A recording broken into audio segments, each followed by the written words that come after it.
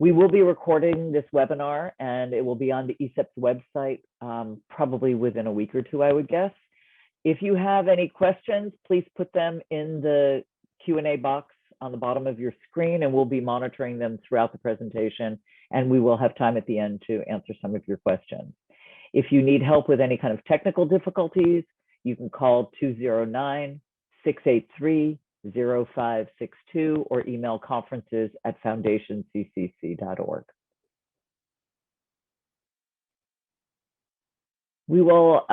I would like to turn this over to Daryl to introduce the team. Daryl is a success manager for the YMCA of the East Bay, and he is the overall day-to-day manager of our apprentice program. Hi, good morning and welcome. My name, as stated before, my name is Daryl Bright. I am the success manager here at the YMCA of the East Bay in the Early Childhood Impact Program. So today we'll have 4 apprentices that are in various roles within our apprenticeship program to kind of share their experiences and what they've learned and what they're going through within our apprenticeship program. The first is Mr. Anthony Brown. He is a Tier 1 apprentice. Then we'll have Stephanie Hernandez, who is Tier 2. Dorian Brunley, who is Tier 3, and Carlota Cruz Hernandez, who is a graduate of Tier 3. And just to give you a brief background of it, Pam is going to kind of talk about why.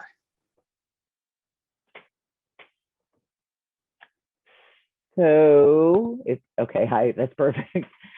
Why are we doing an apprenticeship? Why is the YMCA doing an apprenticeship? Why are we working with ECEPTS to do it? Well, you all know, if you're in early childhood or any branch of it, there's a critical and ongoing need for a skilled workforce. We operate Head Start and childcare programs, and we have parents that are seeking employment. People are not just looking for jobs, but they're looking for a career pathway. Nobody wants to come in and stay entry level for their whole lives. They want to be able to make more money as they move along. And as they're required to get more education, they need to have higher salaries. Randy and Kim both addressed that this morning. We had strong relationships and have strong relationships with our local colleges. And as we started talking about how we can do this, the apprenticeship model or workforce model seemed the strongest to meet our needs and the needs of our staff and entry, coming in staff. We also look to public and private funding because this is not something that we can do with just our state and federal dollars that are paying for childcare. The other thing for us that makes a huge difference is that we're looking at a 2-generational impact, not just on the professional early childhood person, but because we're targeting Head Start and childcare parents, what is the impact on their parents and parenting skills as a result of taking early childhood classes? And so that's why we chose an apprenticeship, and I will turn it back to Daryl.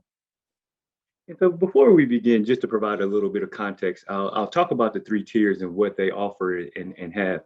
So the first tier is the associate teacher permit. We're looking at primarily individuals who are new to the field, and it really focuses on those 4 courses in ECE. It also has 150 practice-based training hours with a mentor, as well as the soft skills training. The second tier is more primarily current early childhood educators. And they support apprentices through their AA degree and continue on-the-job training with the mentor as they go towards their teacher or master teacher permit. The third tier, which is the BA group, is also comprised of current teachers.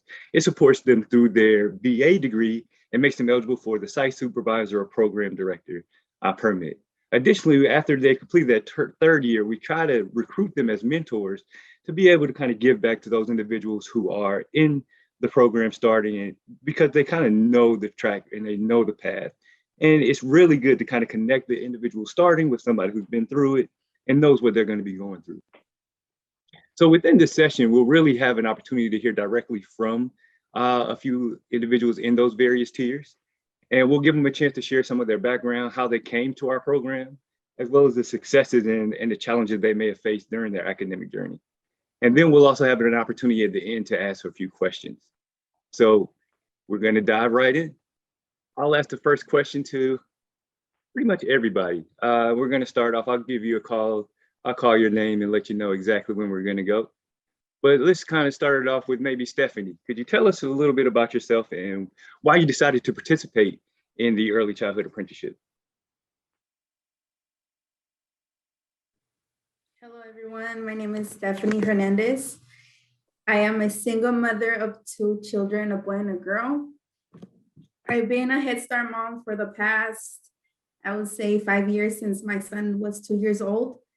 At that time, I was working at a fast food restaurant.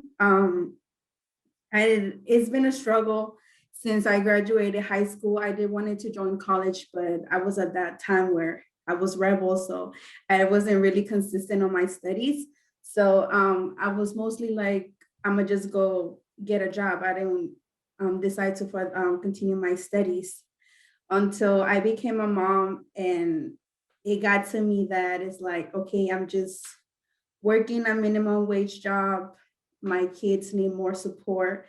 I need to educate myself more, like, because I want them to have a better future and have better things that I didn't have. So that time I was deciding if I wanted to continue my studies. I did heard about the apprenticeship program, and I did have a few of the parents to encourage me to join the program. But at that time, I wasn't in a good position. So I let the first try go. I didn't join the apprenticeship program. That was when my son was at Head Start with teacher. Oops, you just muted. I'm sorry, teacher D. So then I had my baby girl, which is now she's 2. And it was during a mommy and me day. I'm guessing the opportunity came again. So I was ready to give birth. I did file the application to join the program. I didn't know that I was gonna choose to join the program. So when my daughter turned a month old, my application got accepted. So I was so happy because I was like, oh my God, this is really happening. Like, I'm gonna start going to school. I'm still gonna have free childcare for her. It's gonna be a free program where they're gonna be providing all the materials that I need, and of course the support. So I quit my job. I know the bill still was running. I didn't care, but I was like, I'm gonna continue my education and I'm gonna get through this, and it's gonna get paid off as time goes. So I did wait it to the program. I graduated. When I was halfway of the program, I believe a month before the pandemic hit, I got hired, I got interviewed, and I got hired at Southwide. I'm here now. I got hired as a floater, but I was gonna get the position as a teacher assistant. But since with all this pandemic hit, I haven't really had the experience to be actual in the classroom. So I'm still like floating, which is still fine because I'm still getting the experience of how like the classroom works. And I'm getting projects that connects to the classrooms, but yet I'm still not in the classroom, which I'm dying to be in there to get that experience, to get that bonding with my children, because I see how each teacher has their own group, how they bond, how they know the parents, how they know the children, what they like, what they don't like, how they learn. And I want to get that experience. So I'm just being patient on when that moment comes. But overall, I'm really happy to be part of the apprenticeship program. And we're extremely happy to have you as a part of the apprenticeship program. And next, I want to kind of take that question over to Dorian, who is in the Tier 3 program. Could you just tell us a little bit why you chose to participate in the apprenticeship program? There you go. Sorry. Okay, I chose to be a part of the apprenticeship program, one, because I saw how effective it was to my co-teachers and how they were all getting their degrees, their permits. And I'm like, okay, well, maybe this is something that I could try. And I have always wanted to obtain my bachelor's degree from Cal State East Bend Human Development. So now that I finally have that opportunity to do so through the apprentice program, I made sure I applied, I got in, and so far everything is going very well. Being a part of the early childhood education field has always been a passion of mine since I was a kid. I remember playing with dolls and lining them up on my bed, and I was the teacher, they were the students. So just to see myself in this field now, kind of amazing. I've been with the Y for about, it'll be, I think, 9 years next month. And I've been here at South Y with Stephanie. And just being in the classroom, a part of the program, I would say it's all a great experience. And just seeing the success of everyone else that has gone through the program, even some of the teachers that has graduated, they are now in higher positions still within the Y. So I think that's also another great opportunity with how you can move around and not just stay in one position. Overall, I think it's a great program.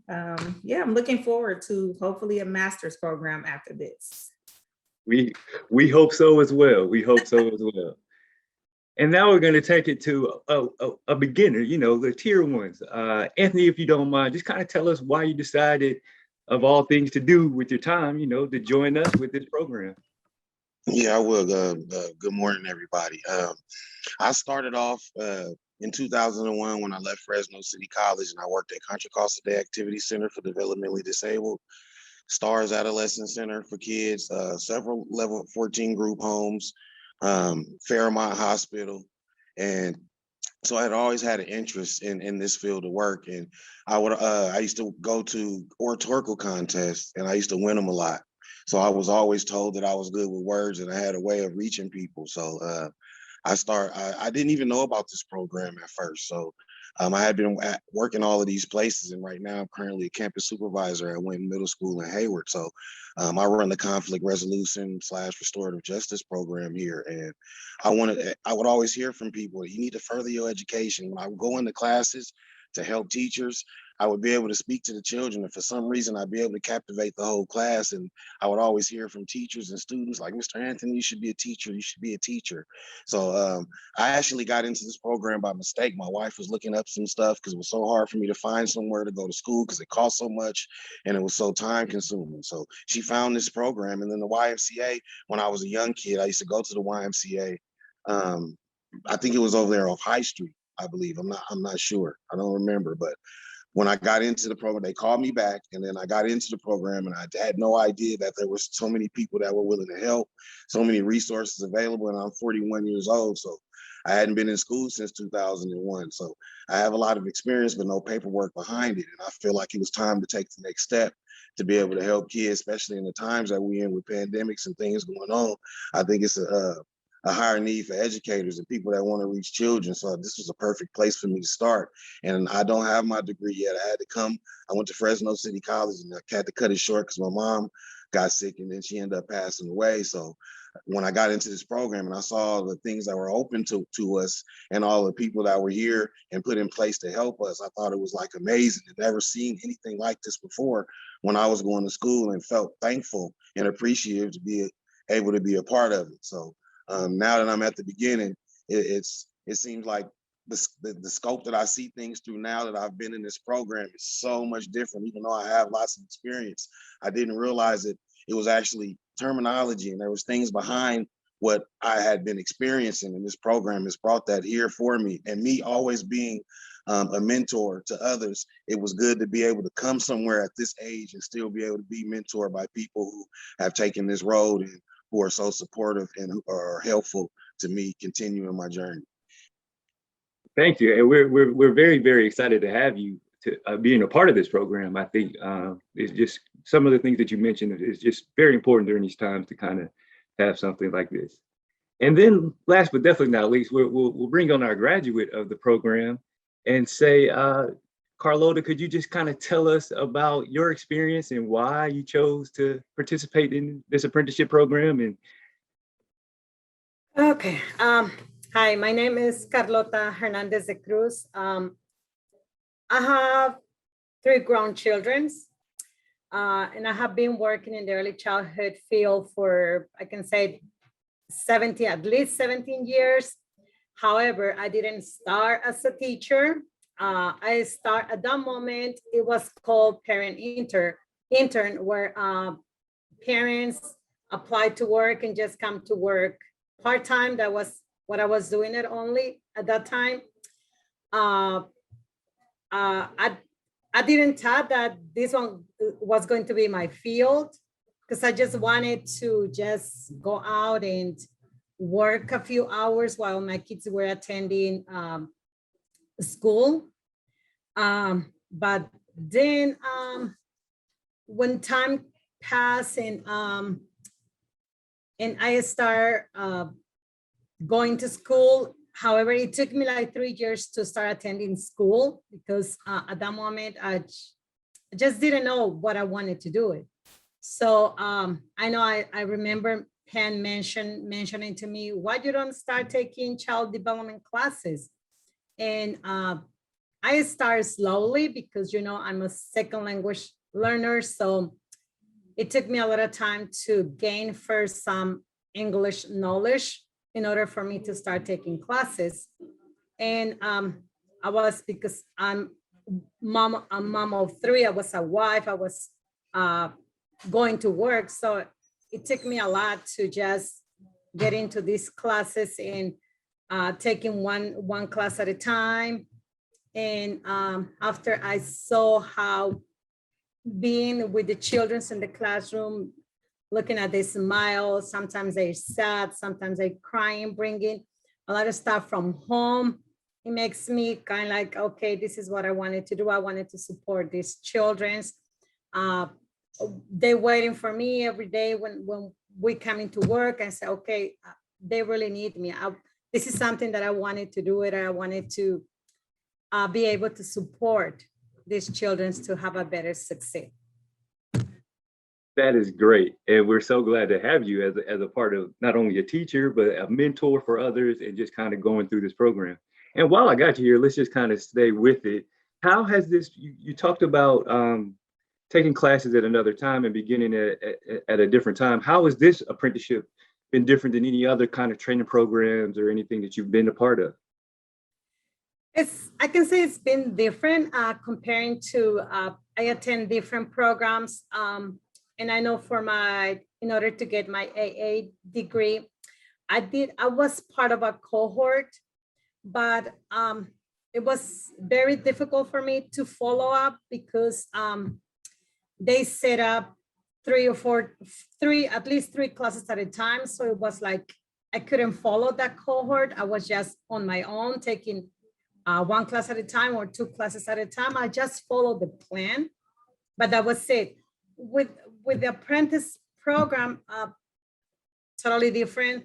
I feel supported.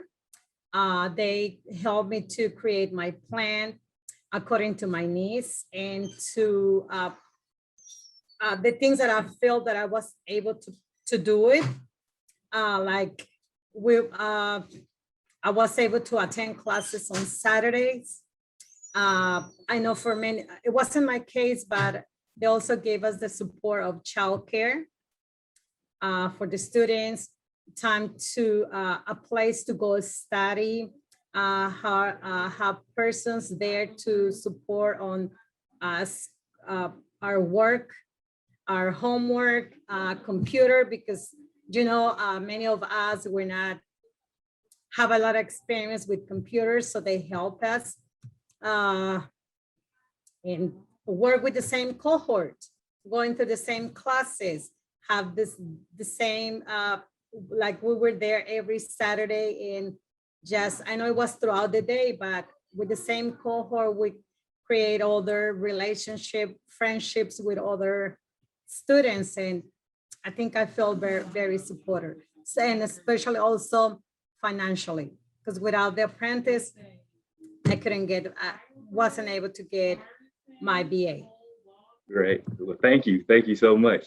And Anthony, if you wouldn't mind, kind of the same question. How has this apprenticeship program been different from any other of the programs or training programs that you've been a part of? Well, in other programs that I've been a part of in the past, it's kind of like they give you a baseline or a template, and then they just throw you into the fire. And being that you're older, you're expecting to be able to just navigate yourself. being in this program in the cohort, I didn't even really know what a cohort was at first until we started to meet, and I started to see, oh, there are people in here that are supportive. And then I would post something every once in a while asking for help, and then I would notice I would be receive lots of emails with people supporting and be willing to help me. And we get in here, everyone's interacting with each other, and people are talking, and information is being exchanged, and you feel supported. You just feel the sense of support. And then when you're discouraged, sometimes you'll be able to go there and ask questions, and people are always willing to help you. And then to make sure that you have it and to make sure you get it to be successful, and then opening your eyes to other things that you can do to be successful. Because you could be in there intending to do one thing, and then you find out about 3, 4, 5 other things that you also could do to make your journey a little bit more successful in doing this. So overall, it's just the support that I received, and like she said, the resources, like getting a laptop. Like I've been having tablets, and I have 6 kids, so I get them laptops. I've never had anything for myself. So to be able to get help with all of those kind of things, it makes it easier, and it makes me more confident in being able to continue forward and taking these classes to be able to get my certifications. Thank you. That's great. Great. And we're gonna move on. Dorian, what have you liked or learned about being in a cohort? I think for me, I love the fact that it's a cohort, it's a group, and we all move together. And there's always like a continuous amount of support from the workforce, classmates. And for me, I have the benefit of actually working with my classmates. So it's, it's all around support. And just being able to reach out to workforce whenever I need like a laptop, my books, just anything in general. Like I feel like if I wasn't a part of a cohort, it wouldn't be as much support. You have to kind of move around and do things on your own, figure out your classes and textbooks and paying for things. And, sometimes textbooks can get expensive. So just having the financial support, yeah. Great. So I'm going to, what have you liked about being in a cohort, Stephanie? Could you kind of talk about your cohort experience? For me, I want to say I'm really blessed to be in a cohort full of people that I get along with, because I know that can be difficult once you're a new employee at any job. They do support me a lot. I do feel the support genuinely in whatever that I need, even on some of the cohorts that I'm not in classes with them. They're able to help me on my homework. Like Dorian, she helped me with my application for my permit, and I was grateful for that because she gave me information that I didn't know. It just feels great that you get the support that you never thought you would get from people that outside from your family. And it is a family here. That's why I feel like we're family, because I feel the love, the support, and it's a good teamwork here. Thank you. That's great. And just to kind of keep while I have you, Stephanie, could you kind of talk about the coaching and the mentoring that you've got throughout the apprenticeship program, and how has that impacted you? At the beginning, I went through 2 different mentors. The second one wasn't a very good experience, because every time when I was doing my hours to come into the center with her, I felt like I wasn't getting enough support from her, just because I would come into the classroom and I would just sit in the corner, and just like, she wouldn't come and say, what do you need help with? Do you have any questions? The basics. I wasn't getting that from her. So that kind of felt like I was left out. And I basically took the initiative to learn things on my own, just by sitting down in that corner. I still remember on that couch. I would watch how like the teachers and her, she will interact with the kids. So I kind of got the idea of take the initiative to do that on my own. And I kind of took that lead. But I did mention to Daryl that if he was able to switch me, because I didn't feel like I was getting the help that I needed and the support, of course. But now that I'm here at Southwide, I have a new mentor, which is Miss Tanisha. And I want to say that she's the best from all the three she's the best one because she supports me. She is always asking me, how do I feel? Do I have any questions? She gives me the initiative to actually, like, for example, this morning I went into her classroom because she needed support. She let me serve the kids breakfast, but of course she's observing me. And I like that because I like people telling me if I'm doing things right or if not, so that when I can improve that. And I like that about her. And also because she helps me in my classes. If I need help with the homework and stuff like that, I love her. It's a great support, and I'm glad she's part of my team. That's great. And we really always really try to take that individualized approach. We understand that sometimes personalities just don't match, or there's experiences and things that just might not go together. So really being able to listen to Stephanie and listen to the apprentices and what they're going through and make sure that they're matched fairly evenly is really a priority within the program. So we're going to kind of move on a little bit. I want to hear from Miss Carlota. Could you tell us about any barriers that you faced in school and training and work? And then how was this different when you were in your experience with the apprenticeship program?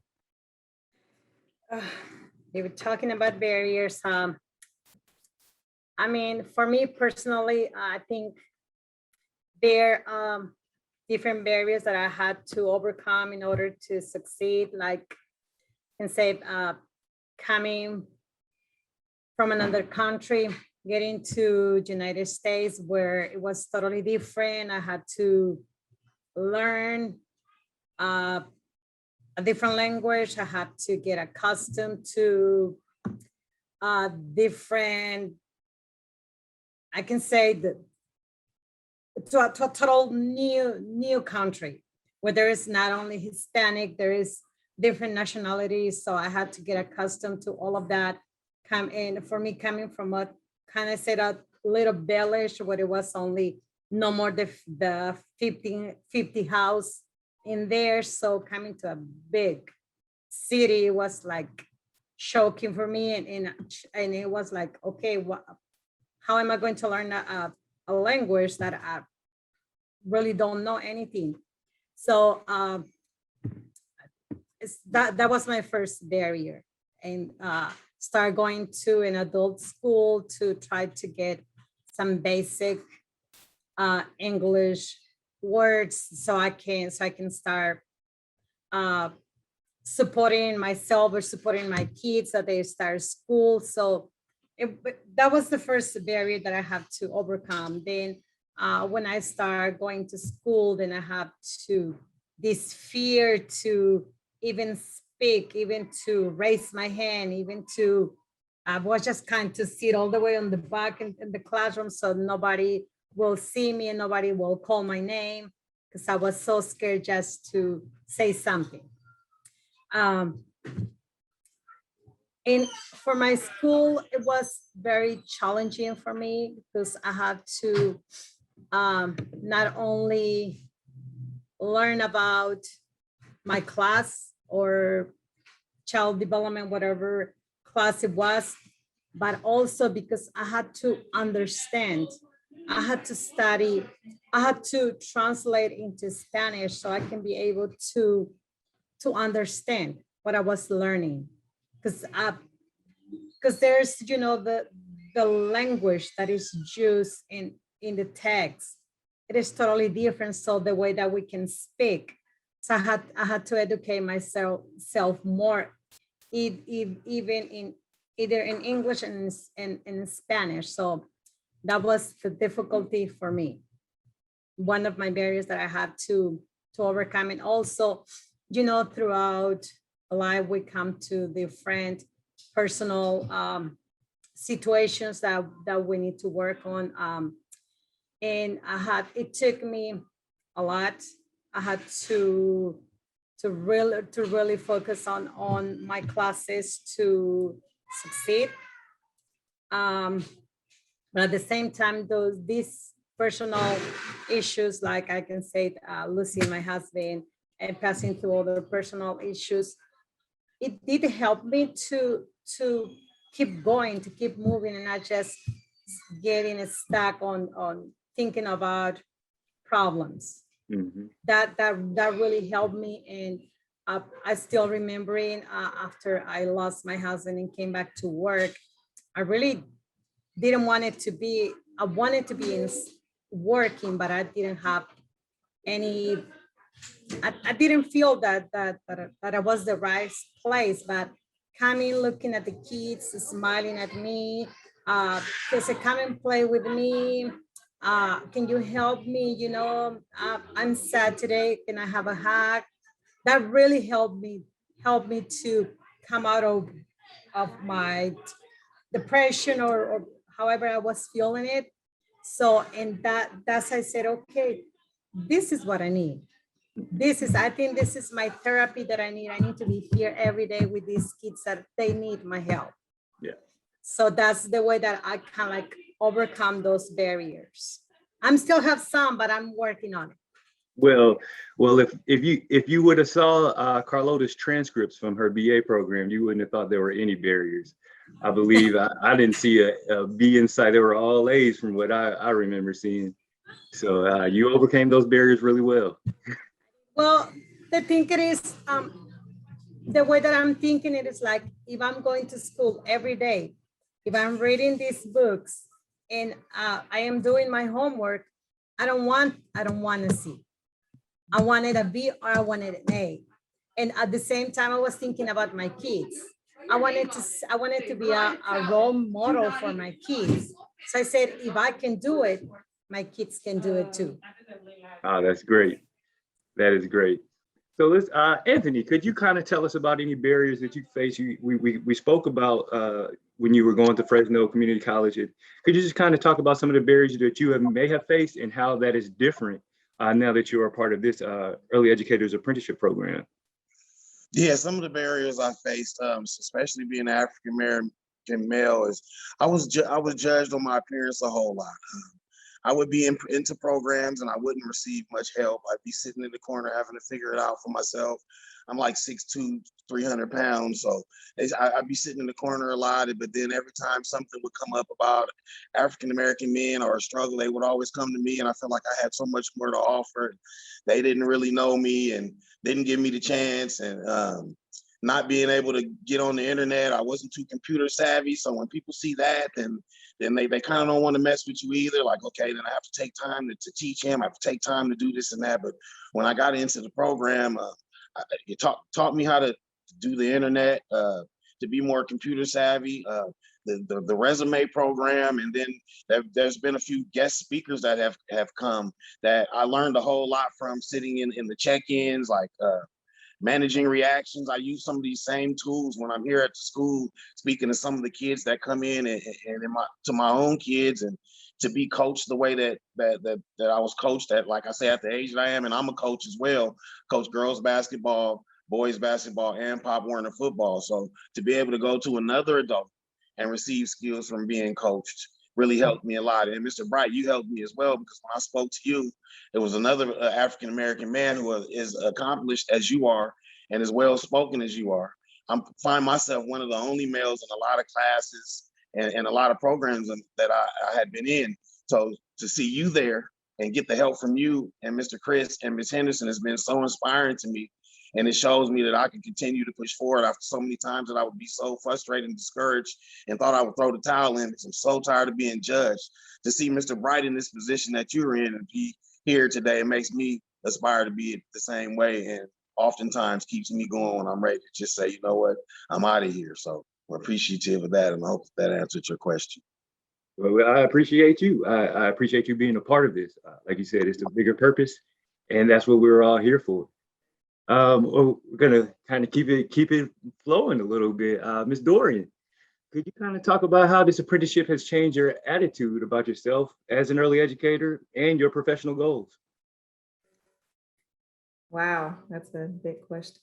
I would say I definitely feel more confident in wanting to obtain my college degree. Being a mother of two, working full-time, in school full-time. This semester, I am enrolled in 7 classes. So every strength that I have, it has been tested. literally.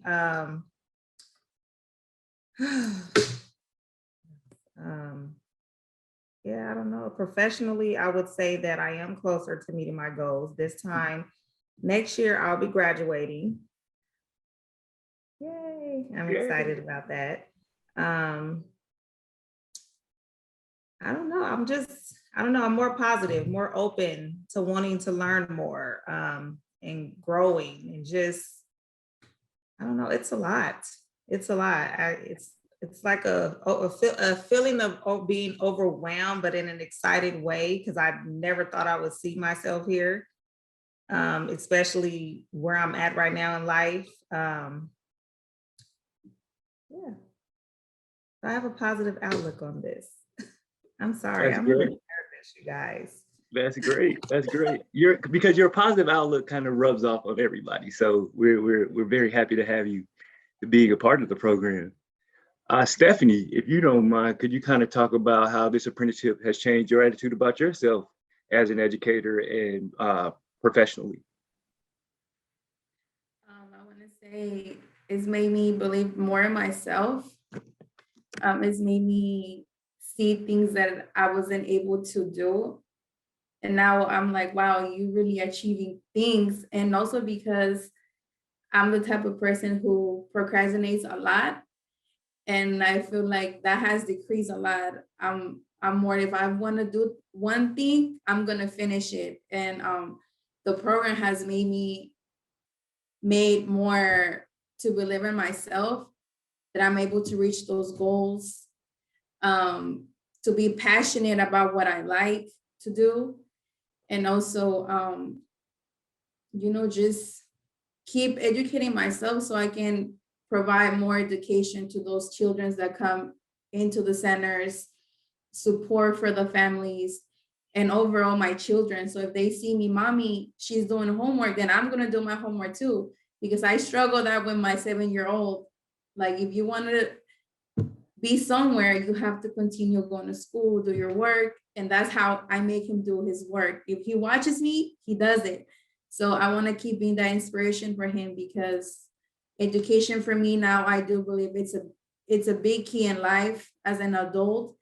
And I want to continue that.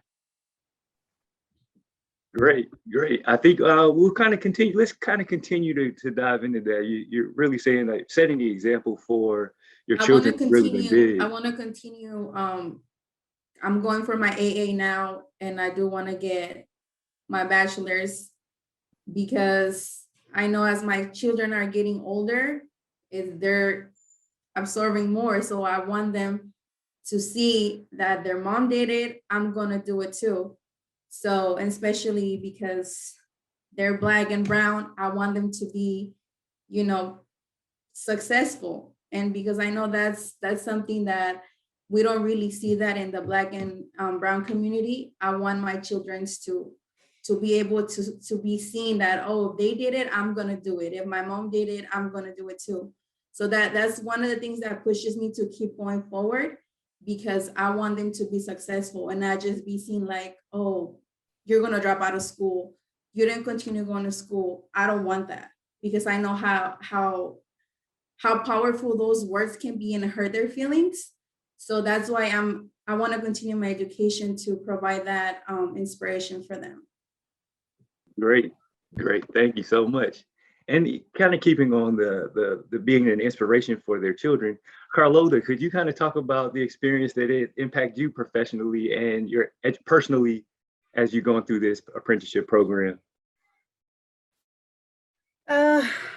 Well, like, I'm going to go a little bit with Stephanie, professionally, I just want to first my kids to feel that they can do it. If mom was able to do it, why I can do it too.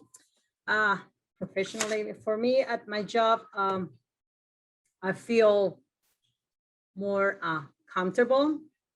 I feel like I was able to succeed. I was able to get my bachelor's. So I know I feel positive, and I can feel that I can go in any direction now. Right now, being a coach, that's I feel very confident of supporting other students because I can understand a little bit of how they might feel if they feel the way that I was feeling before. So now I feel confident. I heard about Stephanie's experience. So at the beginning, when you start as a coach, even though I've been working in the child development field for many years, to be a coach is kind of like a little different. So I had to also learn a little bit about how the agency wanted the mentors to follow. So I was a little confused, but now I feel confident. I feel that I can support other students. And sometimes it can be just being social, just having a friend to talk about how you're feeling. So, and I feel that I can continue in any other. I wanted to continue with working with kids, but I wanted to just helping those children who have difficult behavior issues, challenging issues, whatever is called, or inclusion. That's one of my goals that I have, that I That's wanted great. to continue on. Sounds amazing. So has this experience influenced anybody else in your family perhaps to continue to grow, or? At the beginning I thought I wasn't, because I know Andrea is currently in the BA program now. I think I did, because at the beginning she was like, yeah, I wanted to do it. Now I don't want it to do it. So when she applied to work in the Y, and she's like, you know what? I wanted to do what you're doing. I said, okay, if that's what you want, okay, that's fine. But just take these classes, take these other classes. So then she changed it. Then finally she went back again. So now that's what she wanted to do it. I feel that she felt a little influenced, but she's also taking her own pathway and said, okay, this is what I wanted to do it. That's great. And so Carlota's daughter is a part of our Tier 3 program and is currently getting her BA degree, as well as an instructor, a teacher in the YMCA Head Start program. Dorian, if you wouldn't mind, could you give some examples of how this apprenticeship experience has impacted your personal and/or educational goals? Yep, you're muted. Let me unmute you. Sorry. Personally, when I was younger, I lost my mom around the age where I was supposed to enter into college. And so that kind of set me back a whole lot to where I wasn't really motivated to go. I didn't have no insurance. I would say around the time when I started having kids, my first son, I was like, okay, I'm a mom now. He's gonna grow up and go to college. So I need to be that example for him. And I started to show an interest again in wanting to obtain my college degree. And so when the opportunity came around, like I mentioned before, with going to Cal State East Bay, I said, okay, I prayed on it and I feel like this is it. This is what I'm supposed to do. And so getting the acceptance letter, it was just confirmation for me. And honestly, I feel like my mom kind of carried me through this entire process. And sorry. Let me see. I kind of wrote some stuff down too, because I know I was going to get emotional. But but being a part of this program has also changed like my way of thinking, and it has given me that overall opportunity to obtain my college degree without having the financial burden. And like I said, now I'm motivated more than ever. So yeah. Great. Sorry. No, thank you. This is what this is all about, really sharing these experiences. And Anthony, if you don't mind, could you give some examples of how this apprenticeship has impacted your personal or educational goals? Yes, I aspire to be a teacher or some type of education towards kids, because I've been working with kids for so long, and in these adverse times, it's very important that kids have somebody to look up to and somebody to aspire to be like, kind of like an apprenticeship, and especially males. So when I saw that all that the YMCA had to offer, I'm inspired now to do something within the YMCA, like whether it's a mentor or a counselor or anything. And I didn't know that so many avenues were open to someone like myself besides just teaching.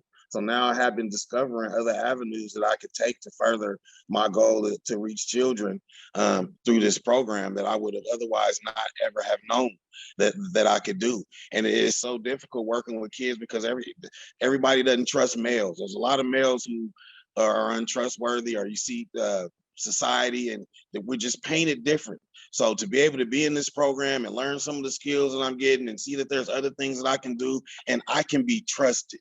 Seeing that I can be in this program and I don't have to worry about they not judging me, or I can't wait till I speak or articulate so they'll know that I'm somebody and I'm not just this guy that's sitting over here in the corner. I can actually reach children, and I'll be able to do something that I can find a personal satisfaction in doing, as like being here with the kids and being able to mentor kids. Now I can make more of a difference. And this is something I never thought that I'd be able to do before I got into this program. And then I was also told that I would get support all the way up to my master's degree. And that's like unheard of in my community and in my family. My brother graduated from Cal State Hayward when it was Cal State Hayward.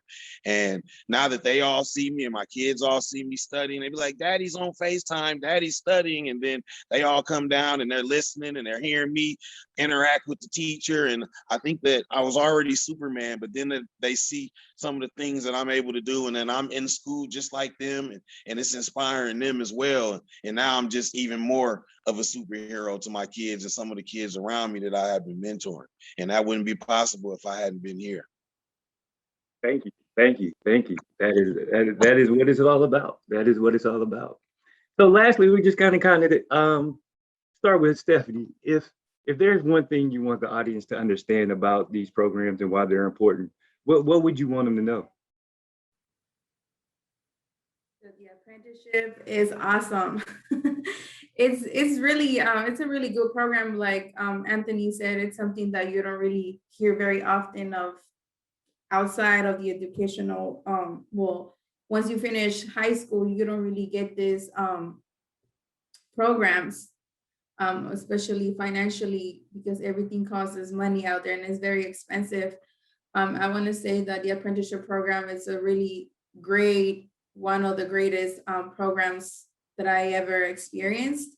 I do recommend this program, especially to the single moms out there, because I know how it can be a struggle to trying to educate yourself, give the best for your children and for yourself too, because if you don't do something for yourself, nobody else is going to do it for you.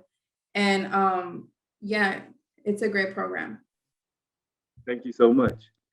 Dorian, anything else you would really like the audience to kind of understand about why this is important?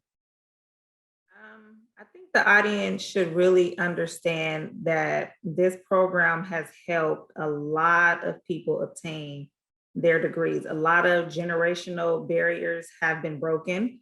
A lot of people are first-time graduates in their family that are part of this cohort. I am one of them. The program has helped people financially who are not able to pay for colleges, who are not able to get scholarships, they don't qualify for them.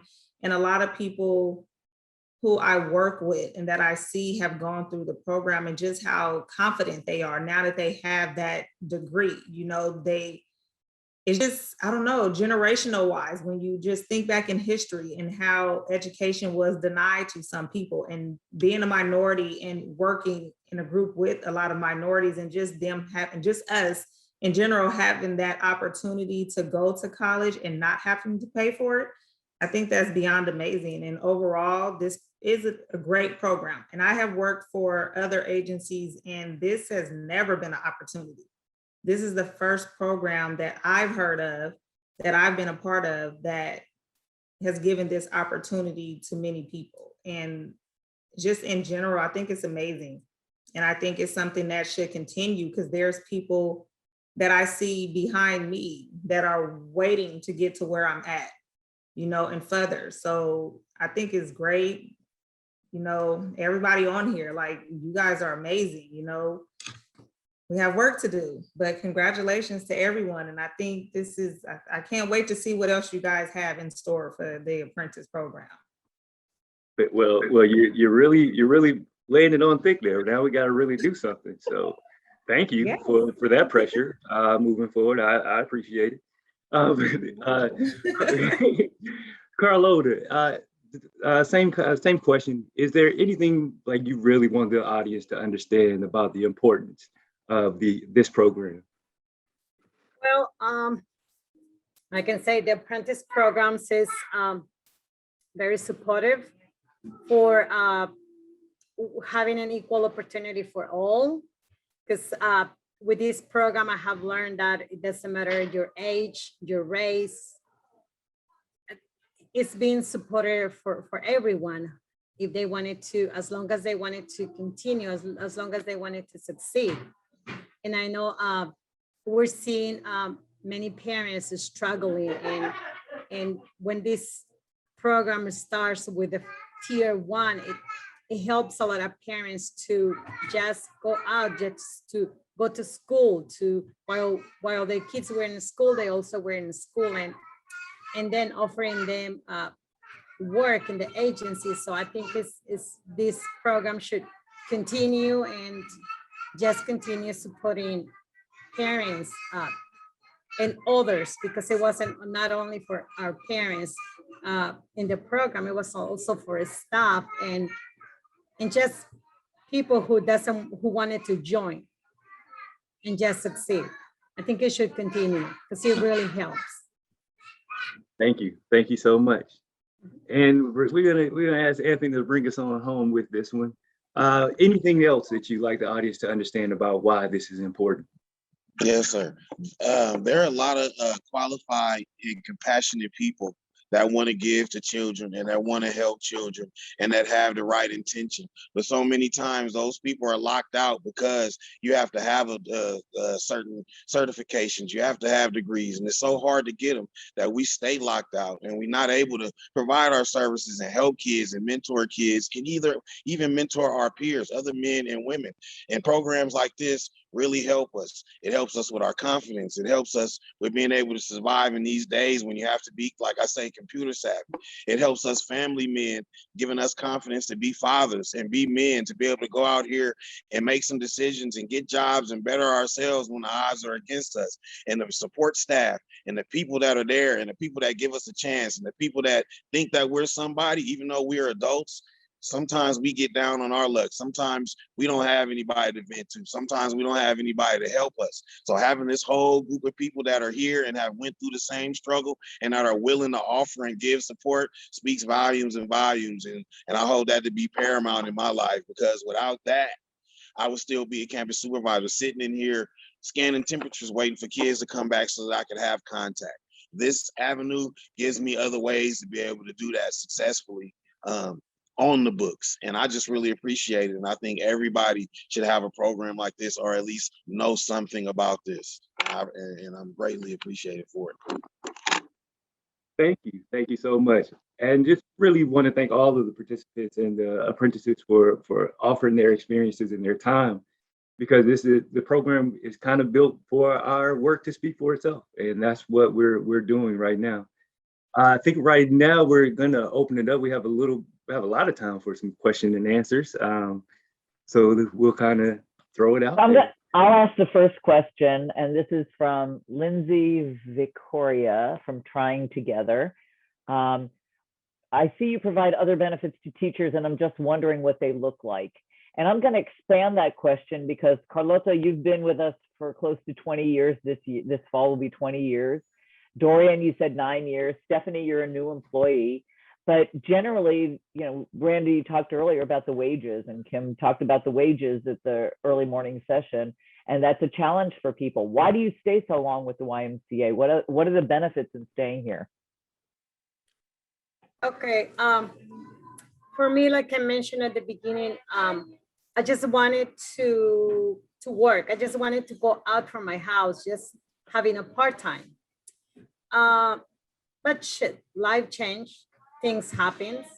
Uh, my husband got disabled, so I had to continue working, and I feel comfortable working with children. So I just decided to take classes to move on from being just a helper to being helping in the kitchen, giving breaks.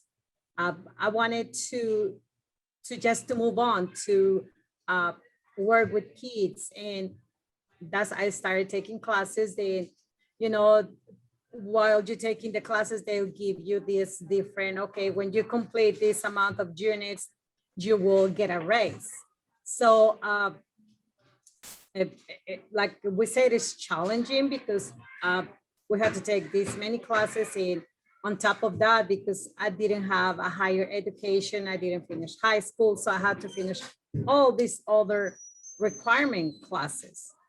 But I mean, I like my job, and that's the word. That's why I still here, and I don't want it to leave. Even that I have my BA, and I can looking at a different job. I wanted to continue working with kids. That's my passion. That's what I wanted to. That's what I wanted to do, and I wanted to continue. Well, it shows. It shows. It shows. It definitely shows in the classroom. Dorian? And by the way, for you to Question know, again. Carlota, Dorian, and Stephanie are at the center. So if you hear kids in the background, it's because they're working today. They're just taking they're taking a break to talk to you. What are the benefits to the teachers of working in the program? I mean, there are health insurance, dental, retirement, which is unusual for an early childhood program to offer that. I think our benefits are competitive, but what other benefits and what keeps you at the Y? I Because this think is the a thing that retention keeps, program too. besides the cohort program, I would say amazing staff. The children, of course, and I build great relationship with all the parents. The benefits package is amazing. Like you mentioned, the dental, medical, there's life insurance, the gym membership, and I like and I would also say I like some of the programs that come into the center for that the children are exposed to, like the Healthy Me, teaching them about the health benefits of water, which is something that I think is very beneficial to kids, and also exposing them to Bread and Roses, like the music program that we do. I believe it's once a month, the Tandem Book Club, which is offering kids books that they take home to parents every week, and the parents read the books with the kids. So exposing them to literature at a young age, I also think is a great benefit that the program offers by being a part of that program. And just in general, overall, with how the agency operates and how supportive they are to the teachers and the parents. And for me as a parent, I like how the agency provides pretty much everything for parents. They don't have to bring anything from diapers, wipes, food, milk. It's just all around support, not only from us being in the cohort, but just in general with the parents and the children as well.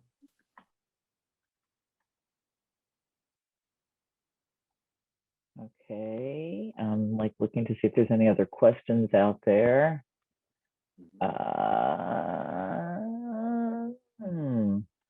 Okay, to the panelists, Kathy White. Hi, Kathy. You all mentioned your children or your own families as being your inspiration for moving through college at this stage of your lives.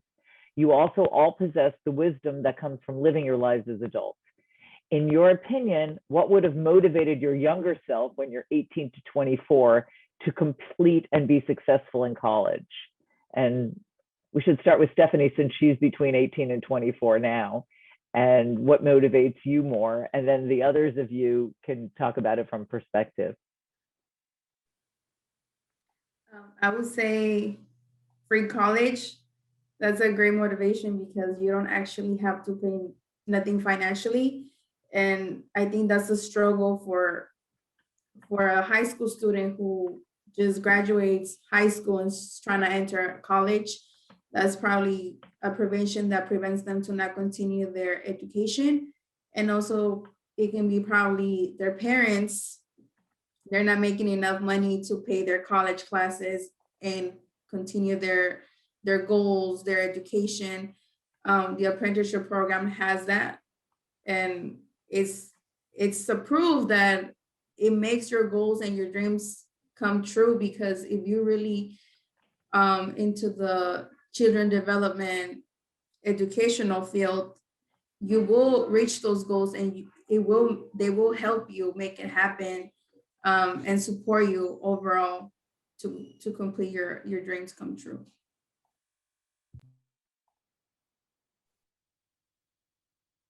I would say Somebody else wanted to? support.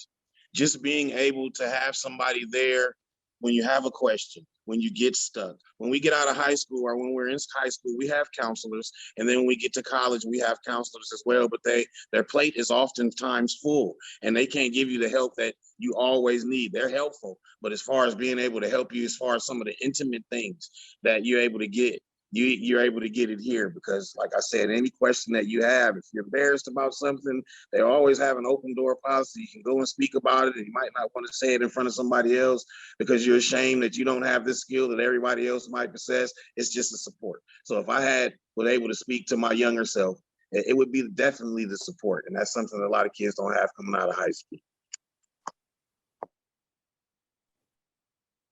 Okay, on myself, I know I've been saying that always my kids were kind of like my inspiration to continue. And at the same time, while I was taking my classes, my kids were a little younger, and I was thinking, okay, if I continue going to school, I know I'm going to be a model for them. Maybe they will wanted to follow me and see that I was able to do it and they can do it. However, I can see now that my kids are grown. I can see that between the ages of 18, 24, they just kind of like, they just wanted a break. They just don't want to continue. So the way that, even that I was a model for them, I also understand that I couldn't do as much if they're not willing to do it. So I'm just kind of like, okay, you know what?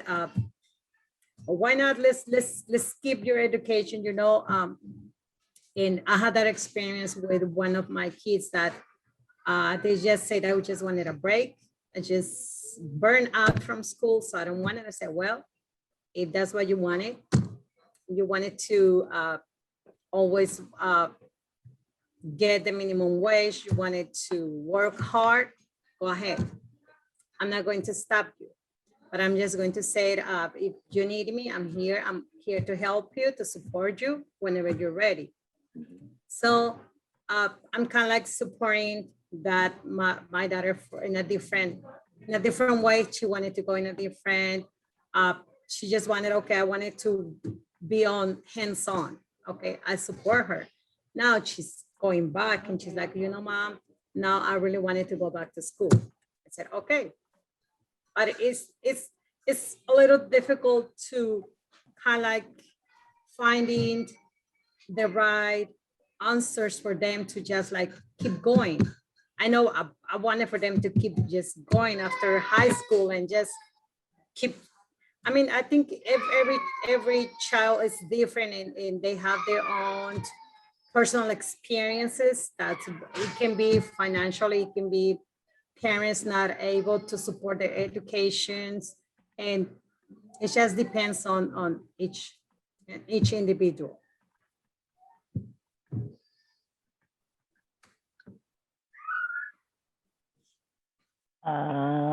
Okay. Anybody else have anything that they want to add? I'm answering some questions about, some people are asking about the colleges and stuff. Talk a little bit about your experience with the instructors you've had in these classes.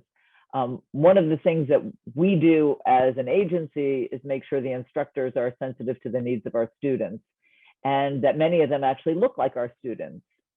So can you talk a little bit about the experience in taking the community college classes or the BA level classes? They're a little bit different. These teachers are very, very patient, especially with some of us, like I say, that don't have the skills because we haven't been in college in a long time. Teaching styles are different as well. You'll encounter very much different teaching styles, but I also notice the first teacher will get you ready for the second teacher. And then the second teacher will let you know the third teacher has a different teaching style, but they're all about you guys and they're here to support you just like us. And they always give you somewhere where you can reach them. And it's just, that's perfect for me. I really admire that about the teachers.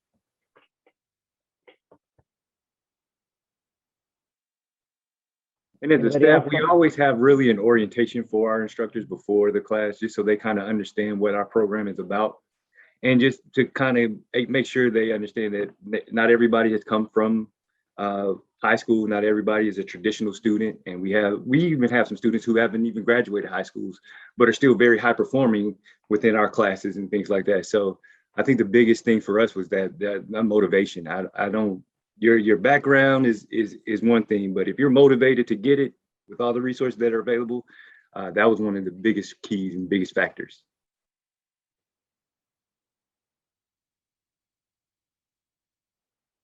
Anybody else about the classes? Okay.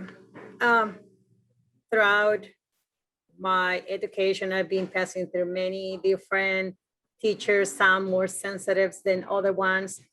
And I can refer to the college classes. I can say I had a good experience. I had some very sensitive teachers. I can say on the when I took my English 1A and my English 5, those classes were like, I was so scared of those classes. They were telling me about the challenging. So, but when I enrolled on those, and it was kind of like 8 weeks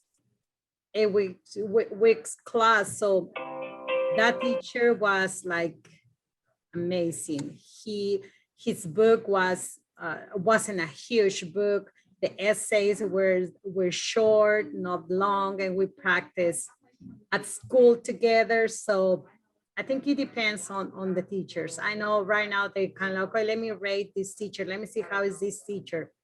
I didn't know about those things that I could do before I enroll, but I mean, I haven't had any issues with none of the teachers. We rate the professors for you. You don't have to worry about rate my professor. We have that covered. And also just really stressing and understanding that most of our students are all full-time employees or they're full-time parents. So they're not your traditional students that have, all of the time that traditional students have. So really allowing our instructors to be, very innovative in the way that they process and give information has been great.